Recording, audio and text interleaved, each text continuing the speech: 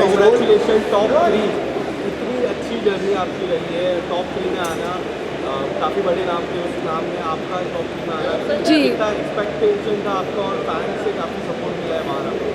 सबनू बहुत बहुत thank you, बहुत बहुत धन्यवाद पूरे इंडिया को। एंड आप सबकी वजह से मैं बहुत भारत देश में बहुत प्यार पा रही हूँ। So thank you so much. मुझे पता चला कि लोगों को मेरी जर्नी बहुत अच्छी लग रही है, क्योंकि सब कह रहे हैं मैं बहुत नेचुरल थी घर के अंदर। एंड मुझे बहुत एक्साइटमेंट है कि मैंने टॉप किया सब गर्ल्स के अंदर भी। सो या बॉयज़ थोड़ा सा आगे रह गए, बट गर्ल्स की वाइब तो यही है ना, मनारा में।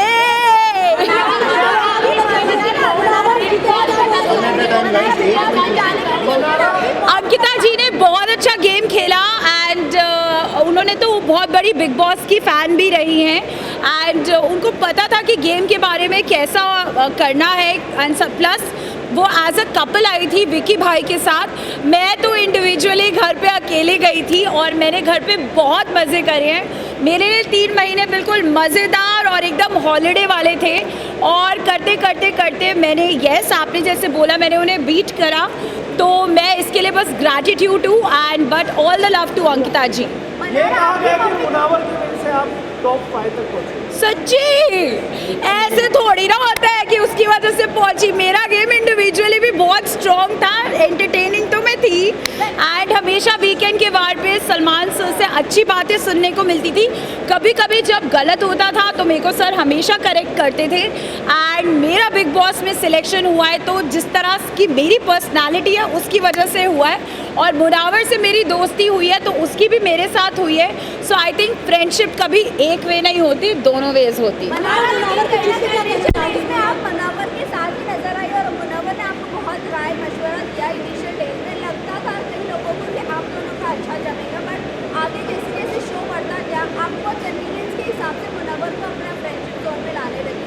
और तो और जब मुनावर की पर्सनल लाइफ आने लगी तब उनकी पर्सनल लाइफ से भी आपको प्रॉब्लम हो गया, आपसे अगर बात ना करें तब भी आपको प्रॉब्लम हो गया। तो ये सब कन्वीनियंस के हिसाब से ही लोगों को लगा। तो इसके बारे में आप क्या करें? तो मैं जब एक्चुअली बताऊँ, मैं रियल लाइफ में बहुत जज्बाती इंसान हूँ।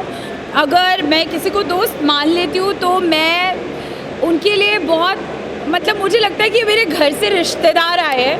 तो हाँ, मुनव्वर ने मुझे बहुत हेल्प करा क्योंकि मेरे बिग बॉस का सच्ची में मुझे कुछ भी मालूम नहीं था। और जब वहाँ पे एक्चुअली जब आप लोग टीवी पे देखते हो ना, तो जब कोई लड़ता है ना तो अलग आवाज़ें लगती हैं, बट जब आप वहाँ पे बैठ के फील करते हो it's a very different emotion. So I am grateful कि वो वहाँ पे था। उनके अलावा भी और भी बहुत लोग थे। आई थिंक तहलका भाई हमेशा था। मेरे पूरे जो जिनको मैं कहती हूँ मायके वाले वो सब थे वहाँ पे। अरुण भाई थे और बहुत सारे लोग थे। सब ने मुझे बहुत सपोर्ट किया और बहुत प्यार दिया। कुछ लड़ाइयाँ हुई, बट जहाँ तक आप बोल रहे हो कि मैं कन्वीनियंस के हिसाब से तो मैं कभी काम भी ना करूँ।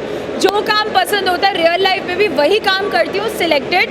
तो आई डोंट थिंक कि मैंने कभी भी बिग बॉस के घर पे कन्वीनियंस के हिसाब से दोस्तियाँ चेंज करी है। मुनावर और अनुराग को अपना दोस्त मानते थे, लेकिन उनके बारे में ही आप टीचिंग करते हुए दिखी है। अच्छा, क्या कहना चाहेंगे आप? तो मैं सीधा बोलती हूँ, मैं इतनी कोई परफेक्ट लड़की नहीं हूँ। मैं जो हूँ मैं ऐसी सी ही हूँ। अगर मैं किसी के साथ 6 घंटे कहते अनुराग के साथ बैठ के बातें करी थी तो ऑफकोर्स अगर मुनव्वर और अनुराग दोनों ही मेरे दोस्त थे शो में तो ऑफकोर्स दोनों की एक आधी बात आई होगी इधर से उधर। एंड आई डोंट थिंक इसमें कुछ रॉन्ग है, बिकॉज रियल लाइफ में भी आप सबके साथ होता होगा ना। अगर एक ग्रुप ऑफ फ्रेंड्स है तो आप इधर की बात थोड़ी उधर, उधर की उधर, ऐसा नहीं। उन दोनों की भी बहुत अच्छी दोस्ती थी। वो लोग भी आपस में उनका भी कोई ट्रैक रहा होगा जो मुझे घर जाके पता चलेगा। बट आई थिंक मैंने दोनों के साथ अच्छे से दोस्ती निभाई। अब देखना ये है कि घर के बाहर वो लोग दोस्ती निभाते हैं या कैसे। के बाद आपको काफी इफेक्ट किया, हाँ। हमने देखा। उसके बाद आप काफी बार रोए क्या, और आपके फैंस कह रहे थे प्रेस कॉन्फ्रेंस काफी बायस थी। आपको क्या लगता है प्रेस कॉन्फ्रेंस बायस थी? क्या आप पे अटैक्स हो रहे थे? ऐसा फैंस का मानना था और आप काफ़ी इमोशनल थे प्रेस कॉन्फ्रेंस के बाद। क्या कहना चाहोगे? तो बेसिकली अभी तक मेरे सिर्फ मूवीज़ के लिए, मोस्टली तो हैदराबाद में मूवीज़ के लिए इंटरव्यू करा है। तो जब प्रेस कॉन्फ्रेंस होने वाली थी, मैं एक्चुअली घर के अंदर डांस वांस करी थी, सब लोग रेस्ट कर रहे थे, मैं डांस वांस करी थी, मुझे तो पता भी नहीं था क्या होने वाला है। मुझे लग रहा था कि वहाँ पे पूछेंगे कि you know what was your experience and all that, एक व्हाट इज़ योर एक्सपीरियंस और ये सब। बट जब वहाँ पे ढिशक्याओ क्वेश्चंस आने लगे, मैं तो डर गई। एंड जो विक्की भाई के लिए क्वेश्चंस आए, मुझे बहुत अजीब सा फील होने लग गया एंड आई थिंक मैं बहुत लो हो गई, बिकॉज रियली विक्की भाई के साथ एक ऐसी बॉन्डिंग थी, क्योंकि जब मुनावर वगैरह अपनी लाइफ में मूव ऑन हो गए, जब उनके बाहर के रिश्ते आए, तो विक्की भाई, ईशा, समर्थ वहाँ पे होते थे, हम लोग कॉफ़ियाँ पीते थे एंड यू नो चाय बनाते थे, तो मुझे उनके लिए भी बहुत बुरा लग रहा था एंड अपने लिए भी लग रहा था कि यार मतलब नॉर्मल सी बात को इतना अजीब तरीके से बाहर जा रही है। तो आई थिंक मैंने पहली बार हमेशा मीडिया में अपने लिए बहुत सारा प्यार ही देखा है, इवेंट्स पे पोस्ट करते हुए, जैसे मैं अभी करी थी, तो मुझे बहुत अच्छा लग रहा था, because this is a general thing which I have seen. But अगर वहाँ पे ऐसा हुआ तो आई वाज, शायद मैं रेडी ही नहीं थी, शायद मैं पहले का बिग बॉस देखती और पता चलता कि प्रेस कॉन्फ्रेंसेस कितनी हार्ड हिटिंग होती है, because they were not like press, they were actually like hardcore fans of big boss. तो शायद मैं बहुत ड्रेन्ड हो गई थी अगले दिन, मैंने कहा हाय मुझसे उठा भी नहीं जा रहा। सो बट या विक्की और अंकिता से, विक्की और अंकिता की अगर मैं बात करूँ तो क्या आप बाहर इन दोनों से बात करोगे या फ्रेंडशिप रखोगे या नहीं रखोगे? देखो, मेरे को बातें करने का बहुत शौक है और मैं जहाँ भी जाती हूँ बातें कर सकती हूँ।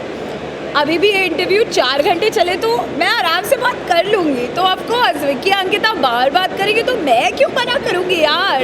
अच्छा, ये भी कहा गया कि जब मुनावर से दाल निकलती तो आप विक्की भैया का सहारा लिया।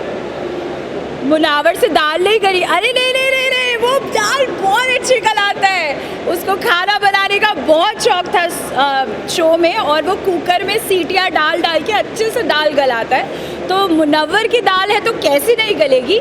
बट आई थिंक शो का फॉर्मेट ही कुछ ऐसा था कि मैं बहुत जज्बाती हो गई थी, और जब मैंने मुनव्वर से डिस्कस करा कि मुझे नहीं लगता कि आप मैं उसको बाहर से फर्स्ट ऑफ ऑल कभी भी जानती नहीं थी, मैं उसको शो के अंदर ही मिली हूँ और मुझे उसका प्रोफेशन वगैरह भी इतना पता नहीं था। लाइक स्टैंड अप्स देखते हैं हम लोग, बट उनका नाम किसका क्या यू नो लाइक अब मैं जाके बहुत स्टैंड अप्स देखूँगी। बट मैंने मुनावर जीता है इसलिए बना रहा है अपने फैंस के मुनावर जीता है इसलिए आप नहीं नॉलेज के लिए कि ये भी एक प्रोफेशन होता है जो आजकल बहुत सीरियस हो गया है। ये थैंक यू मिमी दीदी for supporting me. Okay so thank you Mimi दीदी फॉर सपोर्टिंग मी। आपने मुझे सपोर्ट करा, इसका मतलब है कि कहीं ना कहीं मैंने अपनी पर्सनालिटी से अपनी रिस्पेक्ट भी रखी शो पे और अपनी फैमिली की भी। सो थैंक यू मिमी दीदी and loads of love to मालती।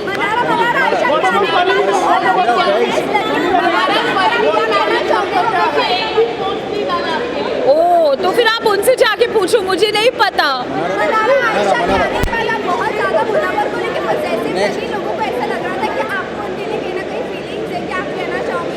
अच्छा, आयशा के आने के बाद मैं उसके लिए पोजेसिव लगी, वो दोनों क्या कर रहे थे वो किसी ने नहीं देखा क्या? ऑफ कोर्स वो भी तो देखो यार, मेरे पीछे क्यों पड़े हो?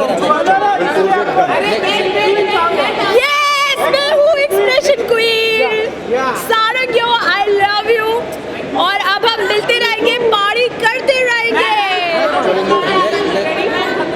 हाँ, मैं खतरों के खिलाड़ी को को होस्ट करना चाहती हूँ। मेरे लिए एक फन सेगमेंट बनाओ ताकि मैं जितने भी कंटेस्टेंट्स हैं जो एक्चुअली खतरों से आए अपने खतरों के स्टंट्स करके, उनको थोड़ा लाइटन अप करने के लिए मनारा की वाइब तो चाहिए ही ना।